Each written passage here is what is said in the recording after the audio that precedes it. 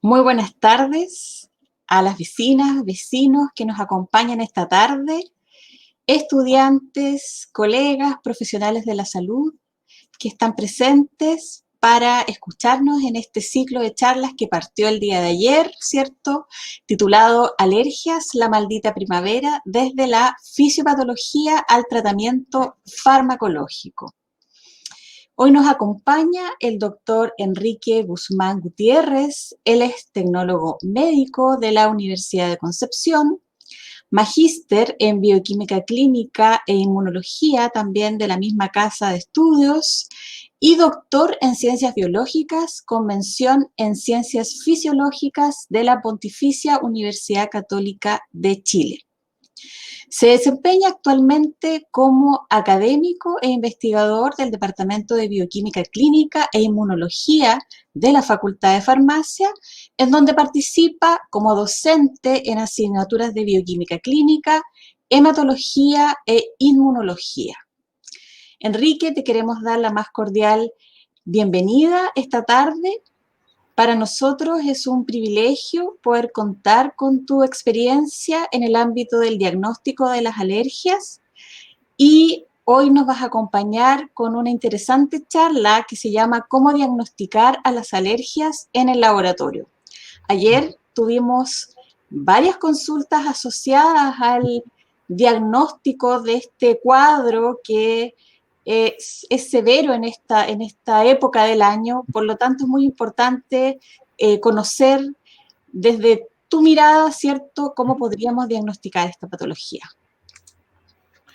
Muchas gracias, Carolina, por primero la invitación a participar de este ciclo de charlas que me parece sumamente interesante y atingente, sobre todo en este tiempo en que ya estamos casi en la mitad de la primavera ya.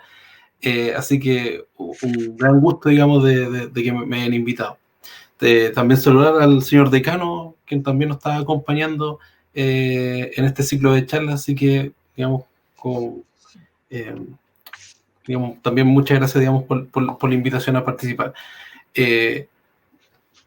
También, digamos, aprovechando, ¿cierto?, de agradecer, ¿cierto?, a los vecinos que nos están acompañando. Yo sé que desde el día de ayer ellos ya están participando, que hicieron muchas preguntas, así que yo los invito a hacer todo tipo de preguntas. Tal vez esta temática podría sonar un poquito más específica, pero estaré abierto, digamos, a contestar todas las preguntas desde que nosotros podamos contestar desde el área más del laboratorio. Exactamente, así que aprovechen. Quienes hicieron consultas ayer pueden también conocer, ¿cierto?, la mirada o el enfoque del doctor Enrique Guzmán con respecto al diagnóstico.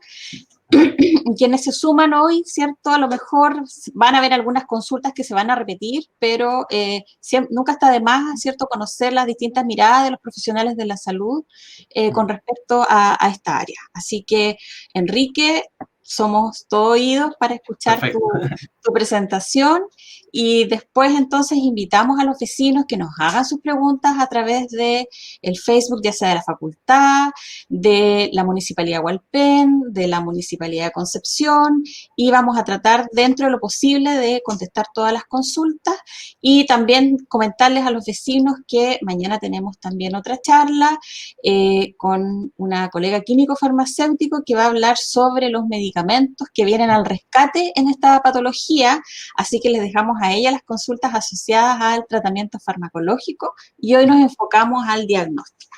Perfecto. Ya, pues, Enrique. Muchas gracias. Vamos a ver.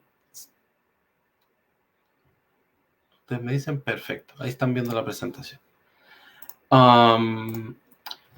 Bueno, en esta oportunidad, como la doctora Carolina ¿cierto?, comentó, la idea es que nos enfoquemos un poco más en cómo hacemos este diagnóstico de la alergia en el laboratorio, ¿ya? O cómo el laboratorio, ¿cierto?, impacta y participa en este tipo de diagnóstico, ciertamente en el cual la gran mayoría de nosotros ha estado, digamos, ha tenido síntomas, ¿cierto?, de alergia, en algún momento cuando pequeño tuvo algo, o algún miembro de nuestra familia, ¿cierto?, está envuelto, ¿cierto?, o está asociado, ¿cierto?, a esta patología, ¿ya?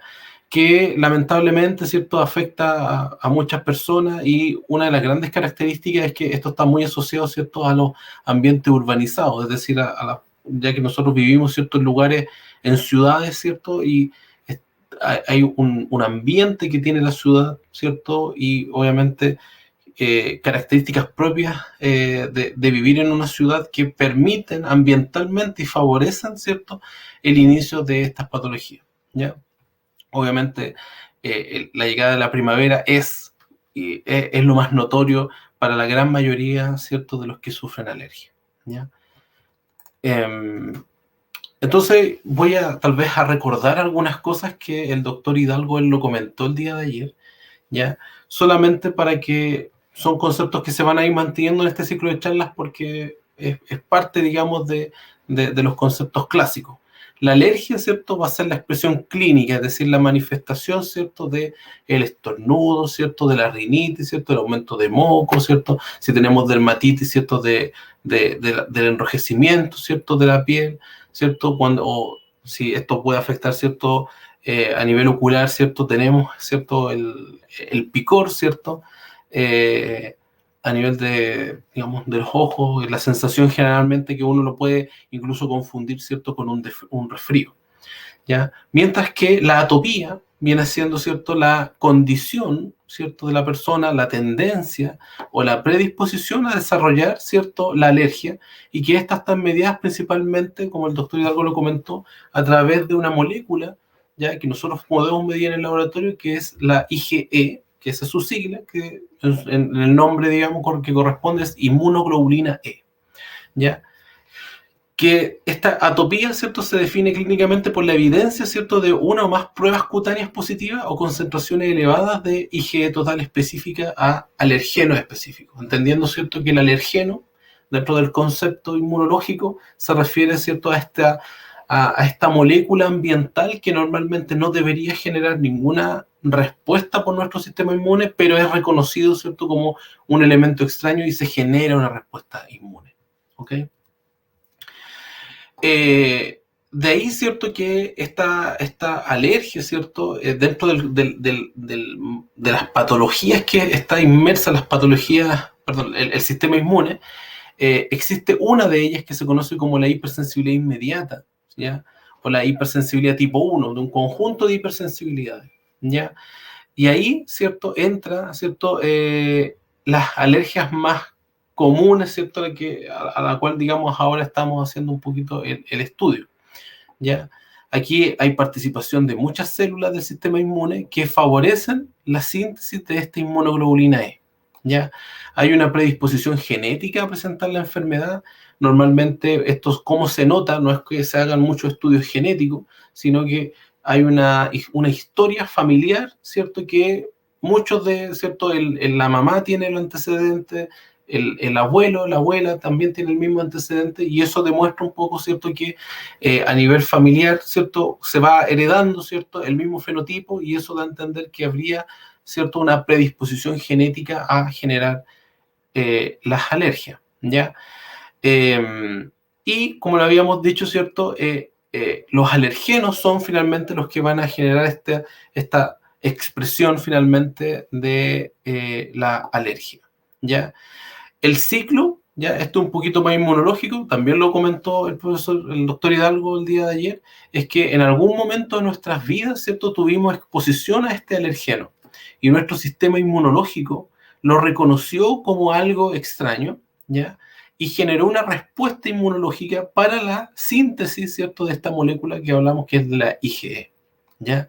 Y esto es importante entenderlo, porque si queremos saber cómo se hace el diagnóstico, tenemos que saber, bueno, uno, cómo se sintetiza el IgE y qué es lo que hace este IgE finalmente, ¿ya?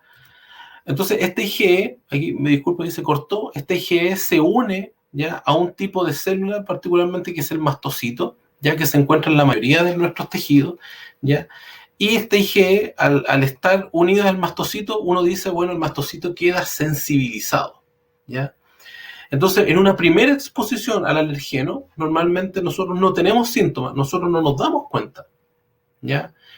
¿Y qué es lo que logramos en esa primera exposición? Que nuestros mastocitos quedaran sensibilizados. posteriormente, en una nueva exposición ahora al alergeno, ¿ya? Por ejemplo, una primavera, ¿cierto? No pasó nada. En una segunda primavera, ahora llega, ¿cierto? El mismo alergeno, el mismo polen de pasto, por ejemplo, la misma caspa de perro, etcétera, que nosotros al inhalarlo, ¿cierto? Ahora es reconocido por la inmunoglobulina E, que se sintetizó en la primera exposición, ¿ya? Y eso genera una activación de las células, en este caso de los mastocitos, que liberan diferentes químicos en la zona en donde ellos se encuentran. Y eso va a generar finalmente la reacción de hipersensibilidad que finalmente viene siendo el aumento del moco, ¿cierto? De toda la sensación, ¿cierto? Asociada a la rinitis, el estornudo, ¿cierto? El enrojecimiento de la conjuntiva, etcétera, ¿ya? Si es la piel, ¿cierto? El enrojecimiento de la piel, ¿ya? El picor, ¿cierto? O el prurito. Y posteriormente, junto con esos químicos que se liberan ahí, ¿ya? También se liberan otros químicos que van a tener efectos a largo plazo. Entonces vamos a tener un efecto directo, ¿cierto? Y luego otras manifestaciones que se van a ir dando digamos, a las siguientes horas. Entonces, por eso normalmente cuando estamos frente a un evento alérgico, al principio tenemos, ¿cierto? Lo complejo, ya nos pica mucho una zona, ¿cierto? Tenemos mucha manifestación, pero siempre quedamos como con una especie de remanente, como que, ¿cierto? A las 2, 4 horas todavía tenemos, ¿cierto? Estos síntomas. Y eso está dado porque los mediadores químicos que se liberan en estas células, unos son de acción inmediata, en el momento, y otras que tienen efectos posteriores a las 2, 4 horas después, ¿ya? Ahora, el diagnóstico de la alergia, entonces lo vamos a basar en estas cosas que están ocurriendo, ¿ya? En qué es lo que pasa con la IgE, ¿cierto? ¿Qué pasa finalmente con estas células, si se activan o no, etcétera? Junto con la historia clínica. Como el doctor Hidalgo lo comentó, la historia clínica es sumamente importante para poder hacer el diagnóstico y, como él también lo dijo, los clínicos, ¿cierto?, con mayor experiencia no necesitan hacer muchas pruebas para poder hacer el diagnóstico de alergia, ¿ya? La historia clínica per se es suficiente como para manifestarlo. Sin embargo, hay ciertas condiciones, ¿cierto?, que podría estar más enmascarado y ahí es necesario ir a buscar y saber qué potencialmente o cuál es el alergeno que está generando finalmente la manifestación atópica. Y para eso entran las dos categorías, digamos, que permiten, adicionales que permiten el diagnóstico. Las pruebas in vivo, es decir, las pruebas que se le hacen directamente en la persona, ¿ya? Y las pruebas in vitro que se obtienen, ¿cierto?, a partir de una muestra de sangre, ¿cierto? Y esta se va al laboratorio para poder posteriormente procesarlo y hacer las mediciones, digamos, a nivel de laboratorio. Por eso se entiende que in vitro, ¿cierto?, no fuera de la persona, ¿ya? Entonces, dentro de las técnicas in vivo, dentro de las más tradicionales son las pruebas cutáneas, ¿ya? Antiguamente se utilizaban otro tipo de técnicas que son las técnicas de provocación, que ahora ya no son tan comunes, pero que de alguna manera la prueba de provocación uno la manifiesta, ¿cierto? Y lo relata el clínico. Entonces, cuando yo digo, por ejemplo, yo fui a Lenga, ¿cierto? Por ejemplo, y estando ahí nos comimos una empanadita, qué sé yo, ¿cierto? De machas con queso y empecé ¿cierto? Con una reacción alérgica. Entonces, ese antecedente, ¿cierto? Ya nos da luces, ¿cierto? De qué es lo que hay. Y probablemente, ¿cierto? El estar en contacto, ¿cierto? En este caso, por ejemplo, con las machas, ¿cierto? Generó la reacción alérgica y por lo tanto ahí tenemos, ¿cierto? Detrás de eso una provocación generada, ¿cierto? Por el consumo de este alergeno que estaba en este tipo de alimentos. Entonces, eso ya nos entrega un detalle. Sin embargo, uno podría hacer pruebas de provocación directamente si yo tengo el alergeno, ¿cierto? De la macha, por decirlo de manera purificada, y yo se lo entregara a un paciente, yo podría evaluar, ¿cierto?, cómo ésta responde. Sin embargo, eso está un poquito más ahora circunscrito a lo que se conocen como las pruebas cutáneas, ¿ya? Y dentro de las pruebas cutáneas, perdón, existen varios tipos, del cual el más conocido, ¿cierto?, es el prick test, que es el intraepidérmico, que se puede realizar a cualquier edad, desde recién nacidos hasta los ancianos, ¿ya? Y como lo dijo el doctor, ¿cierto? Hay mucho, sobre todo en la parte de los niños, el problema está en que podría, ¿cierto?, no ser tan evidente, ¿cierto?, el test. Entonces podría darnos falsos negativos. Es decir, vamos a decir, nosotros no es alérgico, siendo que en verdad sí es alérgico, pero la prueba no fue capaz de detectarlo, ¿ya? Sin embargo, el prick test tiene algunas contraindicaciones, ¿cierto? Obviamente, como este es un test que se hace en la piel, obviamente si la persona genera reacciones muy severas va a ser complicado hacerlo, ¿ya? Porque inmediatamente nos va a enmascarar eventualmente lo que estamos viendo o podríamos generar una consecuencia, otro daño, ¿cierto?, no esperado para el paciente, ¿ya? Y obviamente si el paciente tiene alguna afección en la piel previa, lo ideal, ¿cierto?, es no realizar este test, ¿ya? Seguramente los que han tenido la oportunidad de hacerse este test, ¿ya? O lo han visto, tengo unas imágenes posteriormente, ¿cierto? Han visto que normalmente se hace en el antebrazo, también se puede hacer en la espalda, ¿ya? Y se marcan ciertos lugares en donde se van a ir colocando las gotitas de los diferentes alergenos que se van a utilizar, ¿ya? Se coloca, ¿cierto?, esta gota de cada extracto, ¿ya? Y una de las cosas importantes, que aunque uno no lo crea, es la presencia de unos controles, ¿ya? Que desde el punto de vista de la gente que está haciendo un test como esto, una prueba, tiene que cumplirse, ¿cierto?, que yo tengo que tener al menos un control positivo y un control negativo. Un control positivo se entiende que va a ser que si yo lo que vaya a ocurrir ahí tiene que darme positivo. Entonces, si estoy haciendo un prick test, ¿cierto?, un test cutáneo, debería darme, ¿cierto?, positivo. Y tiene que haber algo, ¿cierto?, una reacción para ese test. Y mientras que para el control negativo, ¿cierto?, no debería haber, ¿cierto?, ninguna reacción. El control positivo corresponde a la histamina, que es uno de los mediadores químicos que es liberado ya por el mastocito, ¿ya? Y por lo tanto, como el mastocito libera histamina y genera la reacción alérgica, si yo uso histamina directamente, voy a tener una reacción positiva, ¿ya? Mientras que el control negativo corresponde más al suero en donde viene el extracto del alergeno. Por lo tanto, es solamente una solución, ¿cierto?, en donde no debería haber cierta reacción. Si hubiera reacción con el control negativo, obviamente va a invalidar todo el resto del test, ¿ya?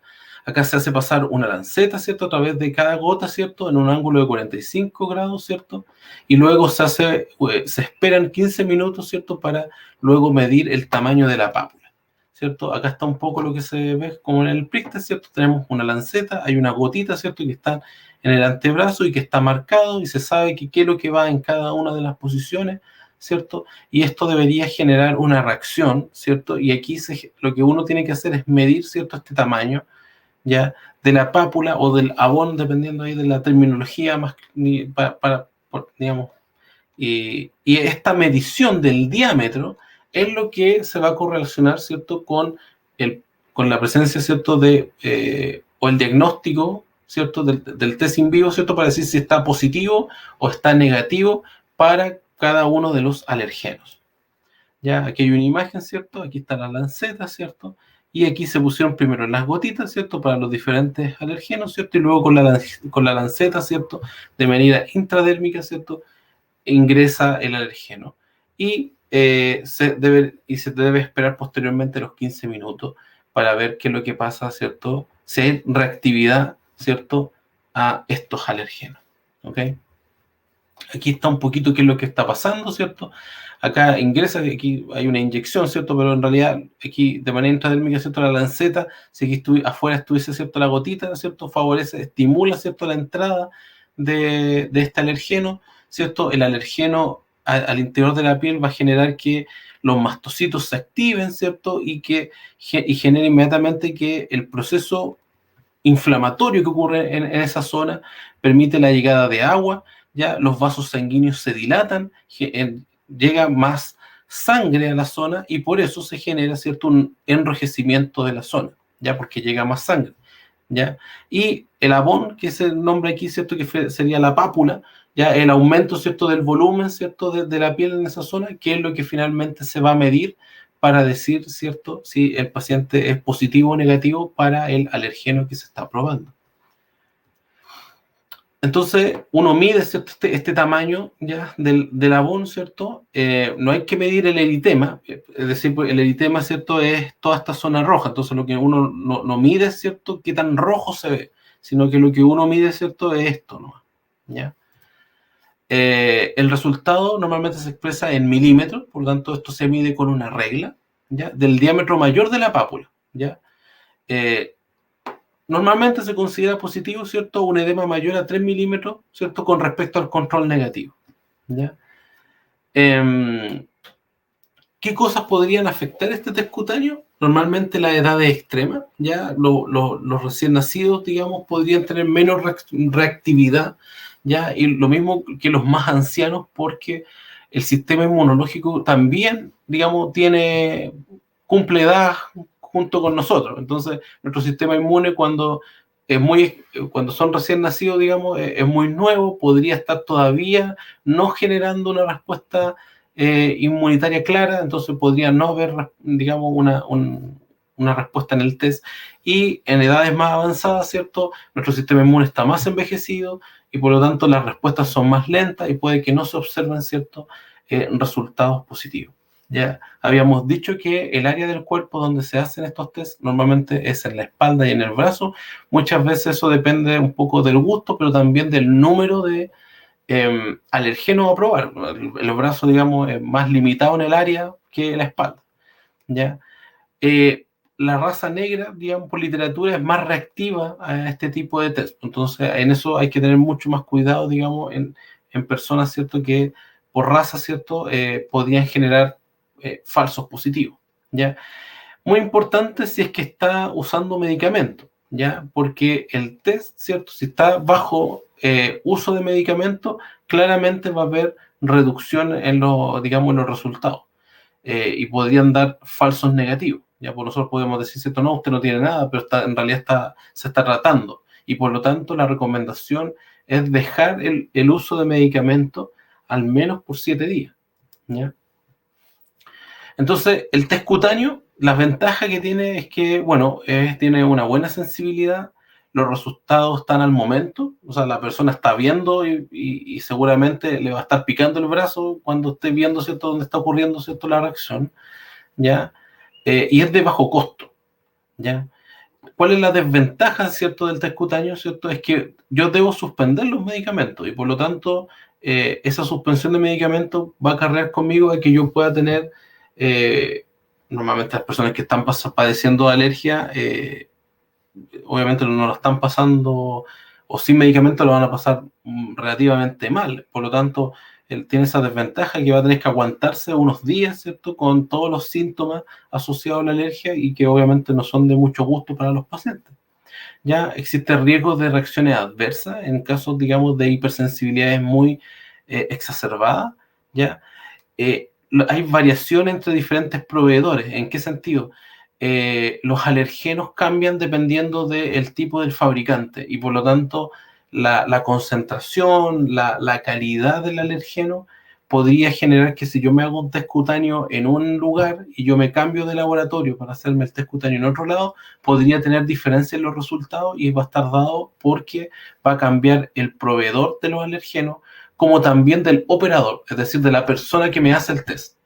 ¿Ya? Entonces, depende de los reactivos, depende también de la persona que me haga el test. Si la persona tiene experiencia, probablemente no va a tener dificultades, pero si una persona que no tiene tanta experiencia, podría haber equivocaciones y errores en la operación del test cutáneo y obviamente va a generar dificultades para la interpretación de él mismo. ¿Ok? Entonces, habíamos dicho, ¿cierto?, que los controles son muy importantes y el control positivo, ¿cierto?, tiene que dar positivo, ¿ya? Por lo tanto, si el control positivo no da, ¿ya?, inmediatamente eso podría detectarnos que hay uso de medicamentos, ¿ya? Porque si el control positivo no está dando, ya lo más probable es que si está usando antihistamínico, es muy probable, ¿cierto?, que la histamina no genere efecto. Por lo tanto, inmediatamente va a ser una detección. Y la lata va a ser, ¿cierto?, que va a tener que venir otro día y lo hizo perder tiempo digamos, a la persona que está haciendo el test y el mismo paciente, ¿ya? También podría detectar pacientes que tengan baja reactividad de la histamina, ya eso un poco más raro, ¿cierto? Pero también se podría generar esa observación, ¿ya? Y obviamente es un control de la técnica para poder aplicarlo. En el caso del control negativo, ¿cierto? Es muy importante, ¿cierto? Que no haya ciertos resultados, no observar la formación de una pápula. Si fuera así, uno podría estar sospechando eventualmente de contaminación de la lanceta, como también podría estar pasando que exista algún tipo de reactividad contra el solvente, en la solución, en el líquido en donde viene, ¿cierto?, disuelto el alergeno, ¿ya? Entonces, y obviamente si el control negativo da positivo, invalida todo el resto, ¿ya? Porque cualquier cosa que me hubiese dado positivo podría deberse al diluyente y no al alergeno, al alergeno mismo. Entonces la pregunta es, bueno, el test cutáneo, súper, porque nos puede resolver de manera fácil el tema. Pero cuando no es posible, por ejemplo, si tenemos una hipersensibilidad muy exacerbada, no podemos dejar de tomar medicamentos, entonces tenemos que tratar de ver otro tipo de técnica. Y ahí aparecen las técnicas que son llamadas in vitro, que son las clásicas del laboratorio. ¿Y cuándo las podemos usar, cierto? Cuando el test cutáneo está contraindicado. Por ejemplo, historia de shock anafiláctico, no se puede utilizar, ¿cierto? El test cutáneo. Ya, dermografismo, reacciones alérgicas más severas, ya, cuando hay discrepancia entre la historia clínica y el test cutáneo. Por ejemplo, el test cutáneo me dio positivo muy fuerte el chocolate, pero la persona come chocolate siempre y no pasa nada, ya. Cuando hay confirmación, ¿cierto?, para iniciar una inmunoterapia, entonces no se puede porque tendría que dejar la inmunoterapia, entonces no es muy recomendado, ¿ya? Cuando el diagnóstico, ¿cierto?, en lactante y niño se vuelve más complejo porque no hay reactividad, entonces las técnicas in vitro podrían ser una alternativa, ¿ya? Algunas alergias un poco más específicas en donde no hay extractos directamente, entonces ahí uno podría probar, ¿cierto?, por ejemplo, extracto, ¿cierto?, o alergia asociada a la picadura de insectos, o sospecha de alergia de alimentos, por ejemplo. Entonces, ahora, ¿cuáles son las ventajas que van a tener estas pruebas in vitro? Bueno, es que son cuantitativas, por lo tanto nos van a entregar un número, ¿ya? No son tan sí o no como la prueba, el test, ¿cierto? El prick test, que nos va a decir, ¿cierto? Es cualitativo, sí, ¿cierto?, es positivo o es negativo. Esto es más cuantitativo, me va a entregar un número y a través de ese número yo puedo generar interpretación del resultado, ¿ya? No hay riesgo, el único riesgo de las pruebas in vitro es la toma de muestra. Entonces ahí obviamente las dificultades van a estar dependiendo de cada paciente, ¿cierto? Porque un paciente pediátrico, un recién nacido, un niño, tiene la dificultad que las tomas de muestras son más complejas, tanto porque obviamente el niño no quiere que lo pinchen, como también las venas son más pequeñas, entonces ahí se podría generar un riesgo, pero ese es un riesgo bajo en comparación, ¿cierto?, a que tenga una reacción, ¿cierto?, de hipersensibilidad, ¿cierto?, que podría llevar a la urgencia, ¿ya? Aquí no hay interferencia de fármacos, ¿ya? Porque al tomar la prueba in vitro, ¿cierto?, acá nos vamos a ir al laboratorio y sacamos de lado, ¿cierto?, la parte más fisiológica que está asociado al uso de fármacos, ¿ya? No es necesaria la presencia del paciente, o sea, al paciente le tomamos la muestra y que se vaya para la casa, ¿cierto?, y espere el resultado en su hogar, ¿ya? Las muestras pueden guardarse por periodos prolongados, ¿ya? Yo puedo guardarlo, ¿cierto?, y no necesariamente hacer el test inmediatamente, o si es necesario hacer otra o alguna repetición, podemos hacerlo con la misma muestra, ¿ya? Y se pueden testear simultáneamente múltiples alergenos, o sea, yo podemos probar todo lo que, digamos, en este caso, el clínico quisiera. Obviamente, como ayer comentaba el doctor Hidalgo, lo importante es que ojalá no se vaya a medir el panel completo, sino que sea mucho más específico y de acuerdo a la clínica, ¿cierto?, que alergenos potencialmente se quieran estudiar. ¿Qué podemos medir en el laboratorio entonces? Bueno, podemos medir varias cosas, que son principalmente estos 5. Podríamos evaluar, ¿cierto?, los eosinófilos, la IgE total o la inmunoglobulina E total, la inmunoglobulina E específica, ya en este caso específica para el alergeno que a mí me interesa, pruebas que son un poquito más avanzadas, que son las pruebas de activación de basófilo, ya que existen 2 tipos, el CAS y el BAT, y puedo evaluar mediadores lipídicos y proteicos que se generan a partir, digamos, de la activación de los basófilos, ¿ya? Entonces aquí está un poquito un esquema en donde se muestra, ¿cierto? Bueno, los eosinófilos aquí no están, ¿ya? Pero uno puede evaluar, ¿cierto? Los niveles de IgE, ¿cierto? La IgE total, la IgE específica, ¿cierto? Puedo evaluar, ¿cierto? La expresión de marcadores de activación de basófilos, ¿ya? O puedo medir, ¿cierto? La generación de las sustancias químicas que libera, ¿cierto? Este basófilo o mastocito, ¿ya? Y yo lo puedo medir directamente en el plasma, ¿cierto? Y esto me da la luz, ¿cierto?, de que hay activación de estas células, ¿ya? Y por lo tanto se van a generar todas las complicaciones o la manifestación clínica, ¿cierto?, de la patología. El hemograma es un examen muy básico que se hace en la 100% de los laboratorios clínicos. ¿Ya? El hemograma, aparte de que nos puede servir, ¿cierto?, si es que la persona está cursando con anemia, ¿cierto?, si hay algún tipo de alteración a nivel de los leucocitos o de las células blancas, a nosotros puntualmente en el contexto de las alergias nos importa, ¿cierto?, estudiar, bueno, qué está pasando con los leucocitos o las células, ¿cierto?, blancas que se conocen. ¿Ya? Nosotros sabemos que en nuestra sangre tenemos los glóbulos rojos o los eritrocitos, tenemos plaquetas y todo el resto corresponde a los leucocitos. Y dentro de los leucocitos existen varios tipos de células que se pueden estudiar. Hay unas más importantes que otras dependiendo del contexto de la enfermedad. En el caso de la alergia, es de mucho interés qué es lo que pasa con el conteo de eosinófilos, que mirando, ¿cierto?, al microscopio, ¿cierto?, y con una tinción particular, se observan de este color, y muy llamativos y son muy bonitos al verlo al microscopio. Normalmente en el hemograma ya se hace una fórmula diferencial que se llama, que me determina el porcentaje de cada una de las células que yo tengo, del punto de vista de los leucocitos. Entonces yo cuento 100 leucocitos de un paciente y veo qué porcentaje hay de cada uno.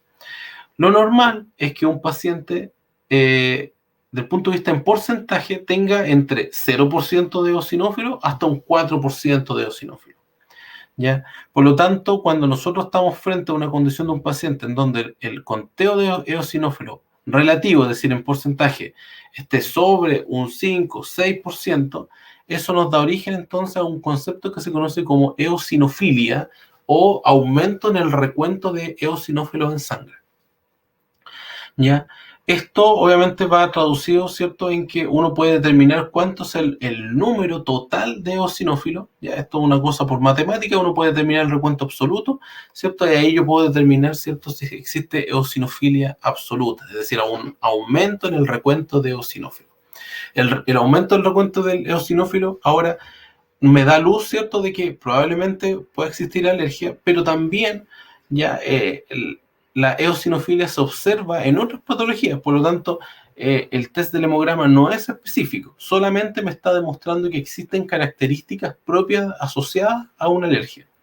Otras condiciones que cursan con eosinofilia, ya que ahora no son tan comunes, son las parasitosis, ¿ya? Es decir, tener parásitos intestinales principalmente. ¿Ya? Ustedes, tal vez los más jóvenes no, pero los que estudiamos y las personas con mayor edad pueden recordar que antiguamente existían parasitosis, digamos, que la gente se infestaba, por ejemplo, con helmintos, con gusanos intestinales, y la presencia de estos gusanos intestinales, ¿ya?, como respuesta y manifestación, generaba eosinofilia y generaba prurito nasal, es decir, picazón de la nariz, picazón a nivel de los ojos, ¿cierto? Entonces había era como muy similar a lo que estaba ocurriendo con la alergia, ¿cierto? Pero que se manifestaba de esa manera. Aparte de los problemas gastrointestinales que manifestaba este paciente con la presencia de los parásitos. Sin embargo, este paciente está cursando hematológicamente de la misma manera, pero no tiene obviamente parásitos, y por lo tanto eso nos da a entender que aparentemente, ¿cierto?, está cursando con algún tipo de alergia. ¿Ya? El hemograma solamente nos va a manifestar eso, no nos va a decir qué tipo de alergia tiene este paciente, si para tal o cual alergeno, solamente nos va a manifestar la presencia de estos aumentos de eosinófilos. El segundo parámetro de laboratorio que se puede utilizar y que es bastante utilizado, es la medición o la cuantificación de inmunoglobulina E total, ¿ya? Aquí existen muchos tipos de técnicas que se utilizan para medir la IgE total, ¿ya? Y por lo tanto la sensibilidad depende un poco de los kits que se utilicen o a quien le compre el laboratorio finalmente para hacer la medición, ¿ya? Lo más importante es que niveles normales de IgE total no descartan la alergia, ¿ya?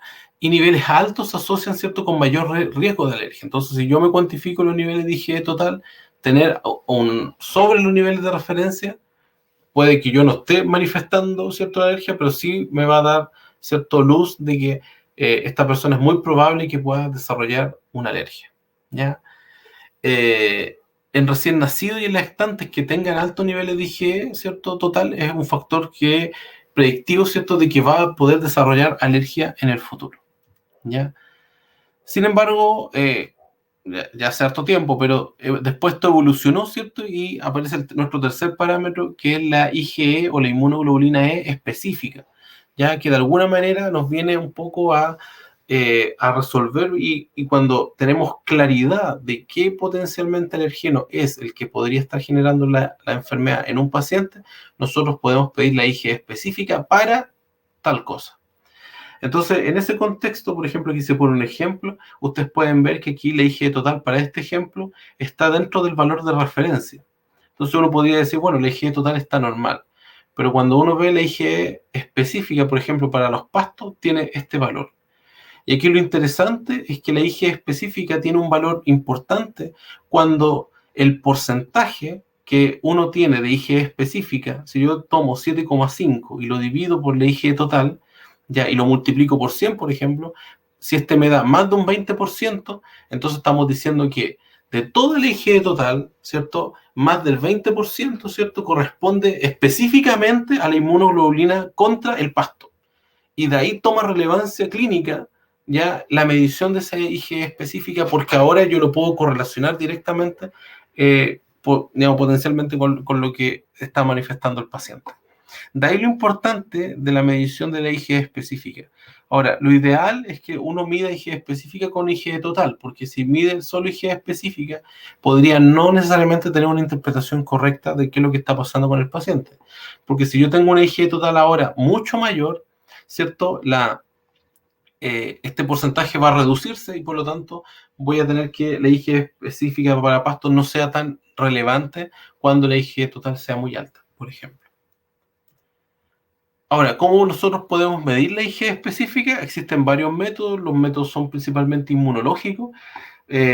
Aquí, digamos, para la gente que no es experta, digamos, esto puede verse un poquito raro, pero lo importante es que se utiliza una superficie que pueden ser esferas como una superficie plana, dependiendo del tipo de técnica, en donde esta superficie tiene unido el alergeno, ¿ya? Y este alergeno, que en este caso aquí dice extracto de comida, solamente para el ejemplo, ¿cierto? Cuando yo lo expongo al plasma del paciente, el plasma del paciente tiene la IgE específica y esta IgE específica se va a unir específicamente, ¿cierto?, a su alergeno, ¿ya? Y luego, ¿cierto?, de esta unión, ¿cierto?, yo voy a tener posteriormente la unión, ¿cierto?, de una inmunoglobulina marcada fluorescente que me va a permitir a mí poder revelarlo finalmente, ¿ya? Tal vez aquí son diferentes tipos de marcas, ¿ya?, que se utilizan, que se basan en lo mismo, en el uso, ¿cierto?, de una superficie, ¿cierto?, que está unido al alergeno, ¿cierto?, y posteriormente el uso de otro anticuerpo que está unido, ¿cierto?, con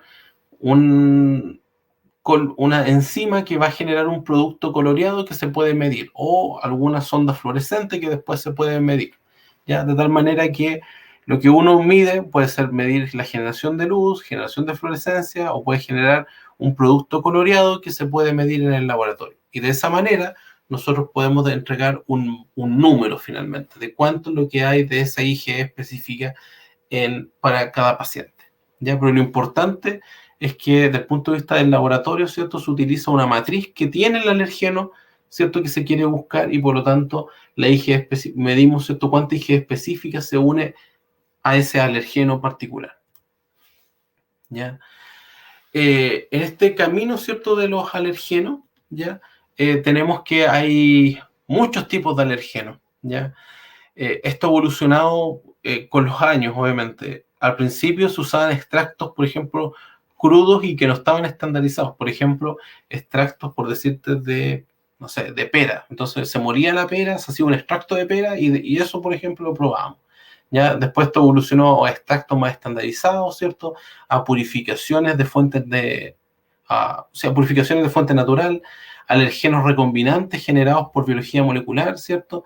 Y el futuro va un poco al mapeo de la inmunoglobulina E, a saber, ¿cierto? Si yo conozco qué inmunoglobulina E tiene, ¿cierto? Y puedo determinar justo la zona que me permite unirse con el alergeno. Si yo estudio esa zona, yo podría determinar específicamente a qué se va a unir esa IgE específica de ese paciente, a qué tipo de alergeno, ¿ya? Entonces, es un poco lo que se ve para el futuro, en relación, ¿cierto?, a la determinación de alergeno, ¿ya? El otro grupo de ensayos que se pueden hacer en el laboratorio está la activación de basófilo. Ya dijimos que el basófilo y el mastocito vienen de la misma familia, digamos, de células, ¿ya? Y si yo lo pongo, yo estimulo estas células obtenidas desde el paciente, yo puedo medir lo que secretan, ¿ya? Entonces, por ejemplo, si yo tengo un basófilo de una persona y yo lo pongo, por ejemplo, por cierto, al alergeno del extracto de perro, por decir algo, ¿ya? ¿Cierto? Si está sensibilizado con inmunoglobulina E, ¿cierto? Me debería generar, ¿cierto?, una respuesta, una secreción de moléculas que yo las puedo medir. O aparecen algunos marcadores específicos de las células en su membrana que yo también lo puedo cuantificar. Entonces, si el basófilo se activa, entonces inmediatamente a mí me hace luz y me da a entender entonces que ese paciente, ¿cierto?, tiene células que reaccionan frente a ese alergeno, ¿ya? Uno de ellos es el CAS, ¿cierto?, que es el test de estimulación de antígeno celular, que se usa para la determinación, ¿cierto?, de alergia o pseudoalergia a medicamentos, alergia a colorantes, por ejemplo, y a preservantes, que eso es más raro, pero hay gente que tiene alergia, por ejemplo, a los preservantes de los jugos, por ejemplo, ¿ya? Entonces, en estos casos, ¿cierto?, se obtienen los leucocitos, particularmente los basófilos del paciente, se estimulan, digamos, con el alergeno que yo pretendo estudiar, ¿cierto?, con otras condiciones, ya, se le agrega, y yo determino la presencia de leucotrienos, que es un químico que libera el basófilo, y que me dice, ¿cierto?, que se activó frente, ¿cierto?, a este alergeno, ¿ya? Otros más evolucionados que se hacen a través de una técnica que se conoce como citometría de flujo también me permiten evaluar la activación de los basófilos, y yo lo que veo aquí o determino es la presencia de este marcador, ¿ya? Esto es muy específico del laboratorio, pero lo que me demuestra finalmente es que si este marcador está, el basófilo se activa frente al alergeno, ¿ya? Tomo los basófilos desde la muestra del paciente, ¿cierto? Los expongo a este alergeno, se activan y yo los cuantifico, ¿ya? Entonces, por ejemplo, aquí están evaluando un paciente, por ejemplo, en donde se tomaron basófilos de un paciente y se mezclaron con una dosis de 1/4, ¿ya?, de omeprazol, por ejemplo. Y ustedes pueden ver que, por ejemplo, se evaluó qué tan se activaron estos basófilos. Y se activó solo un 6,8%, y cuando el omeprazol, por ejemplo, estaba en una dilución 1:2, aumentó fuertemente la activación de basófilos. Entonces uno puede decir, bueno, estos basófilos, por ejemplo, se activan frente al omeprazol, y eso me permitiría a mí decir, entonces, bueno, este paciente, ¿cierto?, puede generar, ¿cierto?, alergia, en este caso, a medicamento, ¿cierto?, para el omeprazol, por ejemplo. Y finalmente, uno puede hacer la cuantificación de los mediadores que yo les decía del basófilo, en donde está la histamina, los leucotrienos, las triptasas, que son, ¿cierto?, elementos químicos que libera finalmente el mastocito, y yo los puedo medir directamente en el plasma, y son indicadores, ¿cierto?, de que hay manifestación de la alergia, ¿ya? Y solo para terminar con esto, en donde tenemos una imagen en donde se muestra un poco todo el camino que yo les había comentado. El alergeno llega, ¿cierto?, a nuestro sistema inmune lo reconoce como algo extraño y genera una respuesta inmune frente a este alergeno que genera aumento de la inmunoglobulina E. Esta inmunoglobulina E sensibiliza a los mastocitos, ¿ya? Y posteriormente, en una nueva exposición, ¿cierto?, este alergeno se va a unir a la inmunoglobulina E de estos mastocitos y va a generar la liberación de mediadores que van a generar todas las manifestaciones clínicas, ¿cierto?, que nosotros ya conocemos. Entonces aquí en paralelo uno puede ver, bueno, cuando aparecen las manifestaciones clínicas, estamos viendo los test de provocación.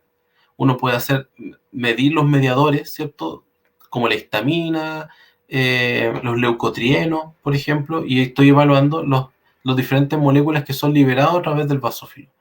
Puedo evaluar con los test de activación celular, el Cas o el VAT, me permiten a mí determinar qué tan activos son estas células, ¿cierto?, frente a algunos alergenos que yo quiera medir.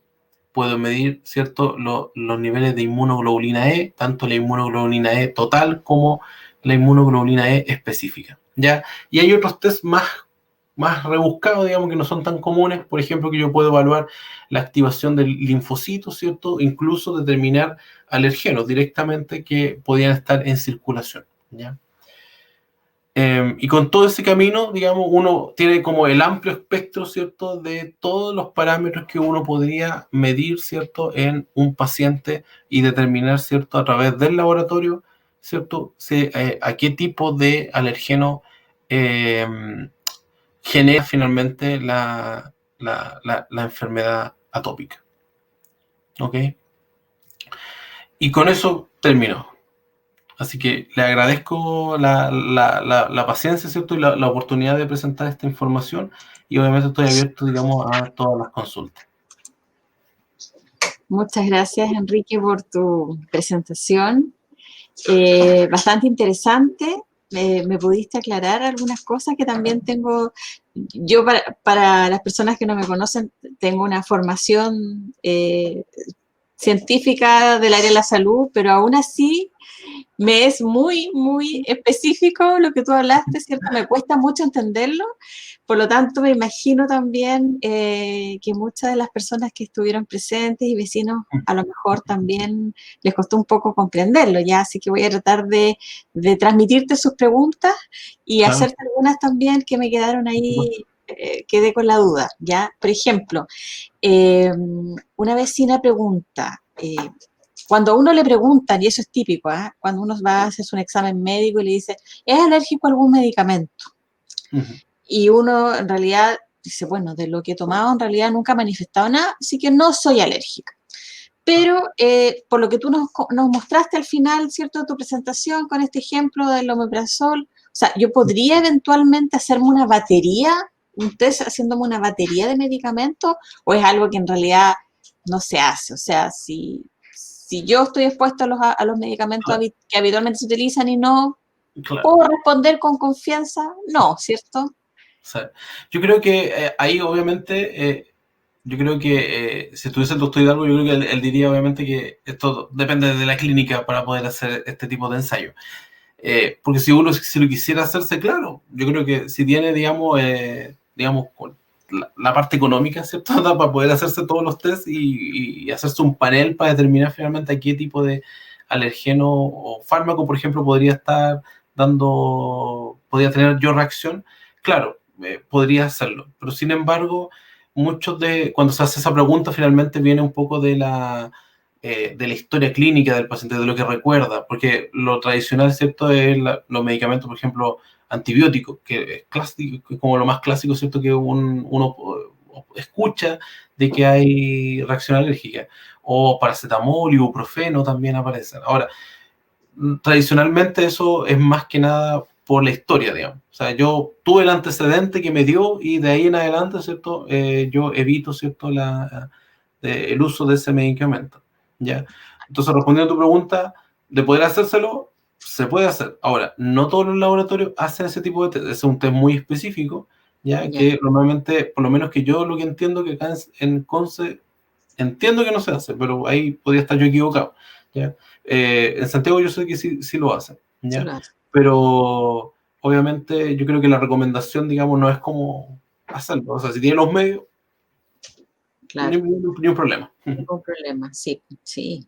Eso es importante, sobre todo las alergias a antibióticos, porque a veces uno no tiene muchas alternativas dado el espectro de los antibióticos y lo bueno sería cerciorarse si efectivamente es esa molécula o es el excipiente del antibiótico el que está provocando a lo mejor algún cuadro alérgico, ¿cierto? Ahí va un poco lo que yo les comentaba, el futuro del estudio de los alergenos.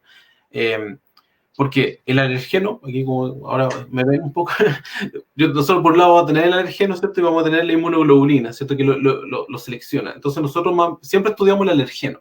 La inmunoglobulina la dejamos un poco, solo la cuantificamos. Pero si yo sé esta zona que es del alergeno, que reconoce digamos, al alergeno, si yo lo estudio y yo soy capaz de determinar la estructura que tiene y la forma, yo podría decir, bueno, esta inmunoglobulina E va a reconocer todos estos elementos. ¿Ya? Para allá apunta el futuro un poco de la determinación del alergeno, porque hay muchos trabajos que demuestran que esta zona, digamos, de la inmunoglobulina que reconoce específicamente el alergeno, es lo que a mí me dice finalmente, o me determina la variedad, porque no es solo un alergeno, pueden ser varios, y sobre todo los antibióticos, porque tú tienes antibióticos, ¿cierto?, que estructuralmente son muy similares uno al otro. Cambia una pequeña molécula, usted lo maneja mucho mejor que yo esa parte, pero químicamente, digamos, no son grandes variaciones. Claro. Entonces, basta que la inmunoglobulina reconozca la zona que sea más común en todas esas moléculas y listo. Todas las moléculas son lo mismo, todas las moléculas generan alergia. Por lo tanto, si yo supiera hacer, a qué potencialmente se puede unir, entonces yo te podría decir inmediatamente, mira, midiendo su IgE, reconoce todo este patrón de antibiótico, todo este patrón de medicamento, o todo estos epítopes, digamos, alergenos, y por lo tanto, todo esto es lo que usted debería evitar, por ejemplo. Claro. Ese es el futuro, ¿eh? El futuro. Sí. Yo tengo una consulta acá, bien específica, que es de el médico César Fernando Robles. Dice, el uso de carboxipeptidasa ¿es utilizada en la investigación para alergias? Uy, ahí me pille, digamos, con respecto, ¿cierto? Si es que es propio de la investigación, porque ahí, digamos, no sabría comentar directamente si se utiliza, digamos, para la investigación. Ahora, yo entiendo, sí, yo creo que si él se está refiriendo al uso de enzimas, por ejemplo, para ciertos tipos de alergenos y generar modificación de alergenos para evitar que estos vayan a generar algún tipo de complicación. Si es eso, yo entiendo que sí, porque, por ejemplo, sobre todo alergeno alimentario, entiendo que se puede utilizar un tipo de tratamiento previo para evitar, digamos, la generación digamos, de las reacciones alérgicas. Y de esa manera, ese cambio estructural finalmente de la molécula permite, ¿cierto?, que no sea reconocido por la IgE, ¿cierto?, y se puede utilizar. Ahora, pero, digamos, sí, es bastante específica la pregunta, entonces no quisiera comprometerme en decir, ¿cierto?, si se está utilizando particularmente esa enzima, digamos, para el estudio, digamos, asociado a la alergia. Y también nos comenta, si puedes nuevamente, fíjate que tú lo comentaste en tu primera diapositiva, dejar más en claro la diferencia entre alergia y atopía. Yo no sé si pongo la presentación o solamente... Como quieras, sí, no hay ningún problema. Sí. Bueno, yo no manejo la presentación ahí. Ahí está. Pero... No, dice, no, sí, entendí la pregunta. Si es que yo... y el hecho de tener una alergia. Esa es la pregunta. Sí, porque finalmente la alergia va a tener que ver con la manifestación clínica, es decir, con todos los antecedentes, ¿cierto?, que se manifiestan frente, ¿cierto?, a la reacción propiamente tal. ¿Ya? Mientras que el concepto de atopía va a ir directamente a la tendencia, ¿cierto?, que yo vaya a generar, ¿cierto?, una alergia propiamente tal, ¿cierto?, y que está mediada por una IgE y que yo la puedo demostrar a través de algún cambio positivo. En este sentido, un test cutáneo, una inmunoglobulina específica o alguno de los diferentes tests que nosotros mostramos que determina que ese alergeno genera, ¿cierto?, la enfermedad. Entonces, la alergia va a ir directamente de la mano, ¿cierto?, con esta predisposición, ¿cierto?, a generar la atopía y que yo la demuestro a través de un test, ¿cierto? Y la atopía es la manifestación clínica. Es decir, si yo genero dermatitis, por ejemplo, esa es la atopía. la dermatitis, probablemente tal. Y la alergia, ¿cierto? Es que yo diga, es que la dermatitis, ¿cierto? Fue inducida, ¿cierto? Por una IgE específica al pasto, por ejemplo, y que fue sobre un 20%. Entonces, yo puedo decir que la alergia no es el pasto. Entonces, ahí yo estoy manifestando finalmente la atopía. No sé si... No, sí, sí. A mí me queda claro. Mira, aquí hacen una consulta también a una persona, le diagnosticaron rinitis alérgica y le dieron a tomar desloratadina. Sin embargo, no sabe a qué realmente es alérgico, me dice esta persona. Entonces dice, para realizarse un test cutáneo, ¿necesita ir a un inmunólogo? ¿Puede ir uno a hacerse un test a un laboratorio X, los valores? Es una buena pregunta esa. Es una buena pregunta, no sé si puedes tú contestarla, porque en general... Sí, entiendo el contexto, porque normalmente pasa mucho que uno cuando empieza a investigar un poco más, ¿cierto? Uno igual quiere, ojalá, irse por a estudiarse uno mismo, ¿ya? Lamentablemente todos los códigos FONASA, digamos, y todo lo que se hace en laboratorio clínico requiere de una orden médica, ¿ya? O sea, si quieres si tienes FONASA o tienes ISAPRE, si no cuentas con una orden de exámenes, en el peor de los casos no te lo hacen o te lo van a cobrar particular. ¿Ya? Claro. Ahora, si tú, y obviamente si te lo cobran particular y no está la orden nuevamente, la ISAPRE no te lo va a devolver ni nadie, ni tampoco los seguros. Entonces al final ahí corre un poco solo. O sea, primero que el laboratorio quiere hacértelo, segundo te va a cobrar, digamos, con tuti, digamos, ¿ya? Y el costo depende un poco del panel, ¿ya? Yo no manejo muy bien los costos exactos, digamos, porque depende, digamos, porque por FONASA creo que es un poco relativo, en algunos depende del nivel de FONASA, pero estamos hablando más o menos entre 30 a 50 mil pesos, y hay algunos que son un poco más caros, ya dependiendo, ¿cierto? Si es que yo estoy agregando los paneles, si digo, un panel para alergenos aéreos, si son para alimentarios, el número de alergenos aumenta y por lo tanto ahí el costo va a ir subiendo, ¿ya? Ahora, si mi cobertura es mayor, ¿cierto? Si tuviese ISAPRE, digamos, podría cubrir un poco más los gastos, pero estamos hablando de ese nivel, más o menos, entre 30 y 50 mil pesos APP. Claro. O sea, yo creo que a lo mejor podría pedir una hora a algún médico para que le dé la orden y en esa manera tratar de salir de la duda y ver qué le gatilla la alergia, pese a que ayer el doctor Hidalgo mencionaba que la mayoría de las alergias acá en la zona por lo menos se debían a los ácaros. Exactamente. Entonces ahí depende, porque aquí a veces igual a uno le gusta por curiosidad. Uno que está en el laboratorio tiene como la facilidad un poco de decir, bueno, veamos a ver qué sale cuando está uno ahí. Pero para la gente, digamos, que está afuera es más difícil y ahí obviamente lo ideal es que tengan la orden. Ahora, si algo que realmente, la pregunta tal vez que habría que hacerse es que realmente es relevante, digamos, saberlo. Si es que, digamos, si es estacional, lo puedo manejar, por ejemplo, ahí yo me meto ahí con lo que hablar mañana, tal vez, sí, digamos. Sí, pero si yo lo puedo manejar con desloratadina, es estacional, 3 meses, o sea, lo puedo mantener, digamos. Ahora, lo otro se vuelve más un tema de curiosidad, digamos, saber, bueno, qué es lo que... Pero lo que tú decías, es cierto, que lo que dijo el doctor Hidalgo ayer, finalmente uno se va por epidemiología. Bueno, ¿qué es lo más frecuente? Los ácaros, digamos, o en este caso, el excremento de los ácaros es lo que genera finalmente la... Así que, como comentaba por ahí también una vecina, decía, a lo mejor lo más importante es hacer un buen aseo en la casa y puede ser, como decía ayer el doctor Hidalgo, ventilar bien las casas, cambiar la ropa, las sábanas semanalmente, las almohadas también, venden unas fundas de almohadas especiales para los niños que son alérgicos.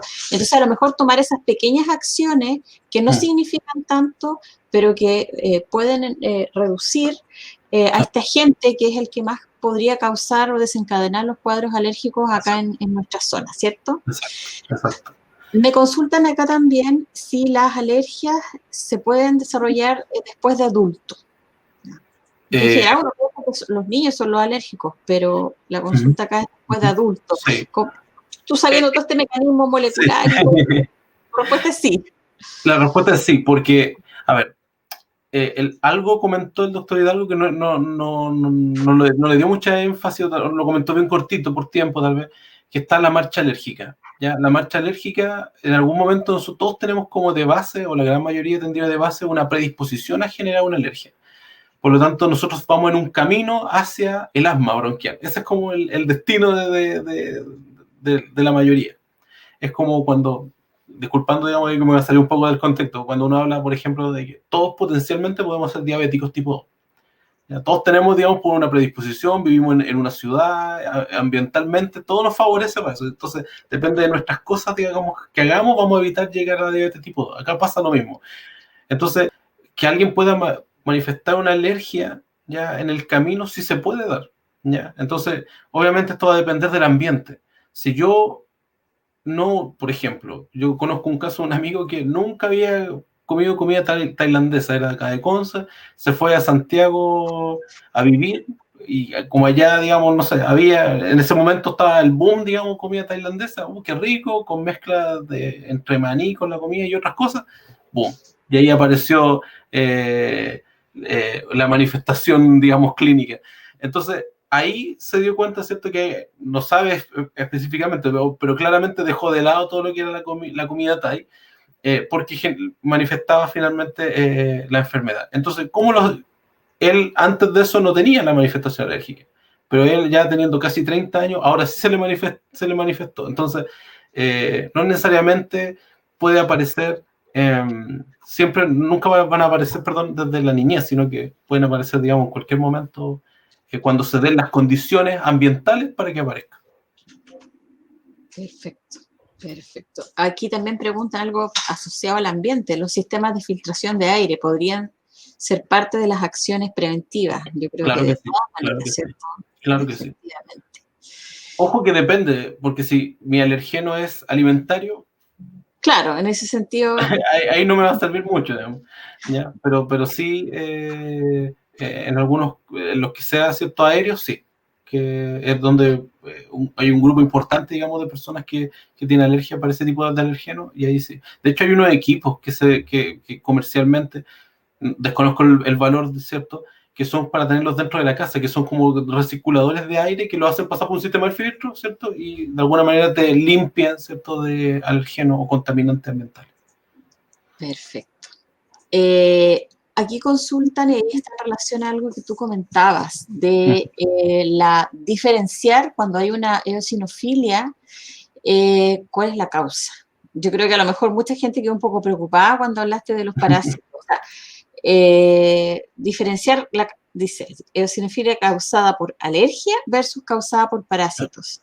¿Aumentarán más los eosinófilos bajo una de las dos condiciones o solo diferenciar sintomatología? No sé, si me duele el estómago, si estoy bajando de peso o qué sé yo, a lo mejor Claro. Ahí habría que sospechar, ¿cierto? Es que, bueno, de hecho, los eosinófilos, tal vez, yo creo que el doctor no lo comentó ayer, pero todo esto de la alergia viene en parte porque nuestro sistema inmune está preparado para defendernos de bacterias, de los virus y de parásitos. Nosotros vivíamos, hace 30 años y para atrás, vivíamos infestados, digamos, de diferentes tipos de parásitos. Ya tanto el gusanos intestinales, vivíamos de sarna, había piojos, y eso era parte, digamos, del diario vivir nuestro. Entonces, nosotros estábamos preparados, nuestro sistema inmune está preparado para eso. Pero en algún momento el saneamiento ambiental mejoró. La salud pública llegó, digamos, en la mayoría de los países, por lo menos nosotros podíamos estar dentro de los países, ¿cierto? Como estamos en vías de desarrollo, ¿cierto? Podemos decir que el saneamiento ambiental está súper bueno y por lo tanto ya es muy baja probabilidad de que estemos sufriendo de parasitosis. Sin embargo, existen parásitos aún que por el mal manejo de algunos vegetales, que son principalmente alimentos que están contaminados con heces o fecas, ¿ya? Sobre todo en lugares, ¿cierto?, que que hay cultivos, digamos, no son cultivos urbanos, pero son cultivos en donde el uso del agua puede estar un poco contaminada, ¿cierto? Y al no lavar los vegetales o no lavarlo con cloro, por ejemplo, genera, ¿cierto?, que el consumo y aparece el parásito. Ahora, para que la eosinofilia no diferencia entre parasitosis y no diferencia entre alergia. Entonces ahí entra la clínica al tiro. Porque si hay eosinofilia solamente y yo no tengo, y tengo un prurito nasal, claro, ahí van a empezar, epidemiológicamente es más probable que sea una alergia. ¿Por qué? Porque parásito ya no hay.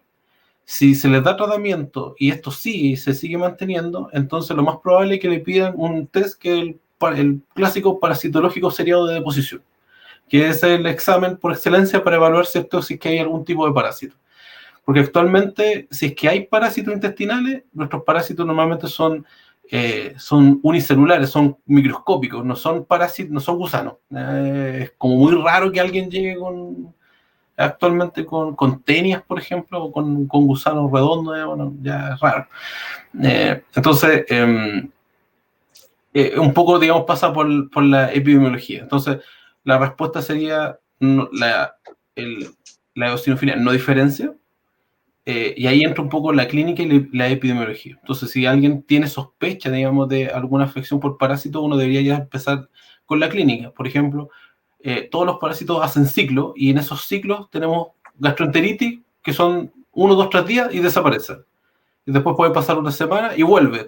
2, 3 días que estoy con gastroenteritis, que no estamos hablando de dolor abdominal fuerte. Algunos pacientes sí los tienen. Otros es como, tengo una molestia, leve molestia, pero pasa. Pero se va repitiendo en el tiempo. Esos ciclos, digamos, es como para poner sospecha, ¿cierto?, de que estamos frente a algún tipo de parasitosis celular. Perfecto. Pues me disculpen si soy muy específico, pero... No, no te preocupes, no te preocupes. Sí, por lo que leo acá, la gente era todo interesante, así que se entiende, se entiende. Oye, quería hacer una consulta, Enrique. Cuando uno se hace estas pruebas, ya, para poder diagnosticar, el tema de cuándo hacerse estas pruebas es importante. O sea, ¿vale la pena que yo me haga estos controles ahora en plena primavera, por ejemplo? Ya. O estacionalmente tú dices, sí, igual algo vamos a ver, aunque estemos en plena primavera, o tú definitivamente me dices, no vale la pena, vas a perder tu plata, no te conviene. ¿Cuál No es tu tengo miedo. opinión? Yo creo que ahí, bueno, primero depende del test, pero lo mejor es que no se haga, por ejemplo, en la temporada o cuando está con la sintomatología. La alergia, como sabemos, está con uno. Por lo tanto, el mejor momento de hacerse un estudio de alergia es cuando yo no tengo los síntomas o cuando no esté en la estación que se produzca. Por ejemplo, como estamos hablando de la primavera, ¿cierto? La maldita primavera. Este es el peor momento para hacerse un test de alergia. ¿Por qué? Porque lo más probable es que yo tenga, digamos, mayor exacerbado mi sistema inmune frente a estos alergenos. Entonces, si me voy a hacer un prick test, por ejemplo, lo más probable es que tenga una reacción muy fuerte y puede generar una invalidación del test. Entonces, al final es más complejo. Entonces, lo mejor sería que si quiere hacer un estudio de alergia, puede guardar la orden si se la dan ahora, digamos, y la puede usar más adelante para el verano o más cercano al otoño. Y ahí es el mejor momento como para hacerse un test, digamos, un test cutáneo. Ya que ahora, digamos, si está con todos los síntomas, además lo otro tiene que dejar los medicamentos, entonces va a tener la incomodidad de hay que aguantarse un tiempo todos los síntomas propios de la alergia. Entonces, lo más recomendado es que se aguante un poquito, espere, por ejemplo, que llegue marzo, abril, y ahí se hacen los test cutáneos. Ahora, si le dan la IG específica, bueno, eso se lo puede hacer ahora, sin problema. Porque como es in vitro y no se ve afectado por medicamentos, entonces no pasa nada, ¿ya? Pero si se va a hacer un test cutáneo, aguante un poquito. Harto medicamento por ahora, ¿no? No voy a nombrar medicamentos, eso para mañana. Eso es para mañana, sí. Hay algunas preguntas de medicamento ahí que no quiero nombrar porque son para mañana. Que a la señora le digo desloratadina. Y solamente le respondo eso. Ya sabe a quién va la pregunta, pero no voy a tocar ese tema. Te quiero consultar tu opinión crítica. ¿In vivo o in vitro? Por ejemplo, un niño de 10 años que en realidad no tiene problema con sacarse sangre, ¿ya? O tú me vas a decir depende, porque Sí, con todo lo que tú me presentaste, yo diría, no, yo prefiero in vitro. O sea, prefiero, si yo digo, no sé, quiero saber si me hace mal la leche, hoy nos pasamos de alergia a nos pasamos a alergia a alimentos de repente, pero bueno, son preguntas que la gente tiene y que uno también tiene. No sé, si yo digo, pucha, me está haciendo mal la leche, creo yo, ¿qué conviene más al final? ¿Hacerme una IG específica? ¿Cuál es tu opinión? Porque, ¿qué Claro, es que tendría que hacer? ¿Qué otra cosa tendría que hacerme para ver ver si soy alérgica a la leche? Ahora, tú hablaste de los prick test, pero no sé si en test de parche, un parche impregnado, soy súper ignorante en el tema, entonces me gustaría ahí que tú me dijeras más o menos qué se recomienda y en qué consistiría el test de parche, por ejemplo. claro, lo que pasa es que ahí depende un poco lo que pasa es que aquí ya nos metemos como en el mundillo de la alergia, que no depende de inmunoglobulina E, ya que ya empezamos como en el amplio espectro de lo que entendemos por alergia, ¿ya? Entonces ahí ya estamos hablando de otros tipos de alergia y en ese contexto ahí podrían hacerse otros tipos de test. Estoy pensando, por ejemplo, para determinar metales pesados, por ejemplo, el oro, plata, plomo, por ejemplo, o ya otros tipos de moléculas. Tu primera pregunta, disculpa, fue, ya, sí, ¿de qué Sí, depende? sí, yo A tengo un in vivo y niño in le damos, mejor, ¿cuál será mejor? Finalmente, vitro. todo esto un poco depende.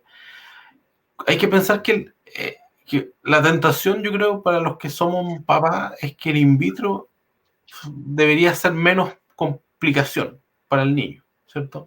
Porque así se llevan la muestra al laboratorio, el laboratorio se encarga y después nos dirá qué pasó.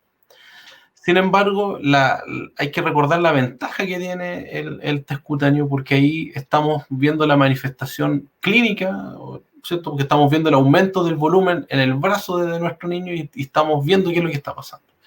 Por lo tanto, tiene esa ventaja de que ahí y es de una resolución bastante rápida. Porque ¿cuál es el problema de la IG específica? Que si tú no tienes claro qué es lo que es, vas a tener que hacerte un panel súper grande y existe la probabilidad de que te dé todo negativo. Y te quedes igual. Ahora, no estoy diciendo que con el prick test te va a dar algo positivo. También puede ser que te dé todo negativo también. Pero es más probable, digamos, de que puedas encontrar algo, porque ahí existen mezclas también. Entonces hay algunos extractos de alergeno que no son específicos, son, por ejemplo, extractos de pólenes. Entonces son como un conjunto de pólenes. Entonces, por último, tú ya sabes que si te da positivo ahí, tienes todo un listado de pólenes que alguno de esos será, y después yo podría ir por IG específica a verlo esos, ¿te fijas? Entonces, depende de cuánto es lo que yo sé, de qué tipo de alergeno es el que está involucrado. Entonces, no quiero que mojarme el potito y decir si finalmente sí, cuál de los dos. Yo creo que va a depender del contexto nomás. Ya. Y te voy a hacer la última pregunta porque hay otras dos asociadas a medicamentos que las podemos dejar para mañana. Pero acá, mira, de César Robles, dice, en clínica, pero no sé si es bioquímica clínica, o farmacia clínica, no sé qué clínica es, los profes nos enseñan que la triptasa se usa para el diagnóstico retrospectivo de la anafilaxia. Aquí será, por ejemplo. Así que, no sé si esta pregunta es de bioquímica clínica, de clínica, farmacia clínica. Claro, yo creo que ahí, bueno, no lo sé. Claro, lo que pasa que yo creo que ahí se está refiriendo particularmente a los mediadores que se pueden medir, ¿ya? Y en ese contexto, ¿cierto? Depende del contexto. O sea, sí, podría usarse, ¿cierto? En algunos contextos de anafilaxia, pero también hay, como esto no es específico, la medición, digamos, de los mediadores. Entonces, como son tantos elementos, uno podría estar, digamos, igual asociado a otro tipo, digamos, de manifestación. Entonces, no. mmm, Se puede usar para eso, sí, pero no, yo creo que depende de un contexto. O sea, no es solo eso, sino que también depende de otras mediciones como para tener claridad de, bueno, esto, digamos, nos va a permitir y va a ser un marcador más específico para tal situación. Entonces, ahí tal vez yo no estoy tan claro específicamente digamos, de la medición. Entonces, prefiero no. Claro. No Sí, meterme yo más. igual tengo la duda ahí de que a qué clínica se refiere. Estamos hablando de clínica médica, clínica bioquímica, clínica de farmacia, clínica, ahí también tengo la duda. Bien, yo creo que hemos contestado todas las preguntas de diagnóstico Ujú. que estaban en este chat. Las preguntas que son más asociadas a fármacos, invitamos a Simona y a Soledad a que se unan mañana con nosotros, ¿ya? Porque tenemos otra charla también.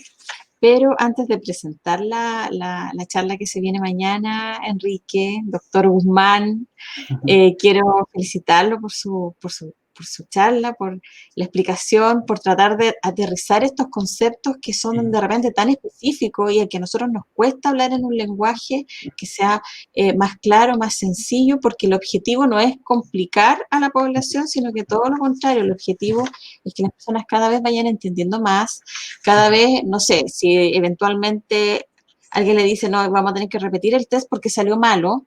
Bueno, la persona que entienda que a lo mejor salió malo porque el control positivo, como mencionabas tú, no le dio positivo y salió pillada, que no le había suspendido a lo mejor los medicamentos, ¿cierto? Entonces, el que las personas cada vez vayan introduciéndose más en este lenguaje, que es tan importante, sobre todo cuando uno es mamá o es papá y la verdad es que uno quiere entender lo que le está pasando al hijo y a veces uno no se atreve tanto a preguntar también con el profesional. Nos pasa a nosotros como farmacéuticos que van a la farmacia con la receta y nos dicen, ¿sabe qué? No entendí muy bien lo que tengo. ¿Usted me puede decir? Entonces, las personas tienen que atreverse a preguntar. Nosotros estamos muy contentos de tener, haber entregado esta información también a personas que van más allá de nuestra facultad. Ese es el objetivo de estos proyectos de vinculación y extensión con la comunidad. Así que, de todas maneras, nos queda mañana otra conferencia que la voy a comentar antes de dar el pase a un invitado que tenemos.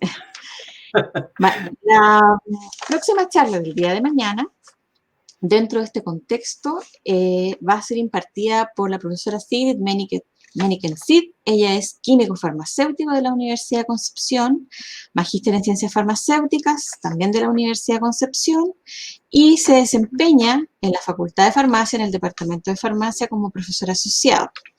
Es directora del programa de magíster en ciencias farmacéuticas y directora del Departamento de Farmacia. Así que ella nos va a hablar sobre los medicamentos al rescate. Vamos a poder ahí dar esta diferencia que en algunos medicamentos que nos comentaban acá, diferencia entre loratadina, desloratadina, por ejemplo, o cuál sería más indicado para a lo mejor tratarse previamente a la exposición. Si sabemos que nos va a dar alergia en este periodo de tiempo, a lo mejor podemos prepararnos un poquitito antes, ¿cierto? Entonces, toda esa información va a ser entregada el día de mañana en la conferencia de nuestra querida colega Sigrid Meniken. Por mi parte, agradecerte nuevamente por tu charla, invitar a todas las personas que nos acompañaron hoy, que nos acompañaron ayer también para que se puedan sumar mañana. Y ahora sí, cedo la palabra. A ver si se puede unir mi vecino, que está aquí, muy cerquita.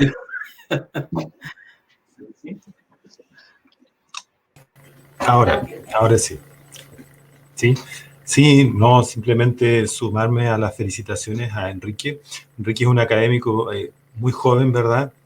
Por lo menos mucho más joven que nosotros dos, y que se incorporó a nuestra facultad hace poco tiempo, ¿verdad? Sin embargo, la investigación que desarrolla, la docencia que desarrolla en el área, en este caso de la inmunología, y de este campo que hoy día presentamos, y desde ayer en realidad con este ciclo de charlas, ha sido, yo creo que súper interesante. Para mí, pese a que convivimos en la misma facultad, ¿verdad? Es primera vez que tengo oportunidad de escucharlo y fue muy claro, pese a lo que decía Carolina, de que probablemente son temas muy específicos, ¿verdad? Con tópicos que a veces cuesta entender para alguien que no está familiarizado con el área de la salud, pero que hoy día se presentaron en un lenguaje que fue, digamos, al alcance de todas las personas que estaban presenciando esta charla. Así que muchas gracias por aceptar este desafío, por unirte a este proyecto, Enrique.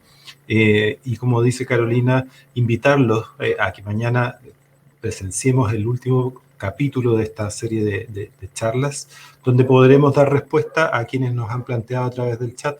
Y veo todavía ahí hay algo de impaciencia porque hay preguntas que quedaron sin responder, pero que están relacionadas con medicamentos y que seguramente también mañana podremos transmitir a quien nos va a acompañar en la charla sobre medicamentos, precisamente al rescate, como se ha denominado la conferencia de mañana. Así que muchas gracias al público que está presente. Los invitamos a que se vuelvan a unir mañana en este mismo horario, que inviten a todas las personas que quieran también familiarizarse o conocer un poco más de los tratamientos para este tipo de cuadros. Y aquí estaremos entonces disponibles para, con el especialista, responder a sus consultas. Muchísimas gracias. Muchas gracias a todos. Muchas gracias. Chao, chao. Chao, chao. Chao, chao, chao.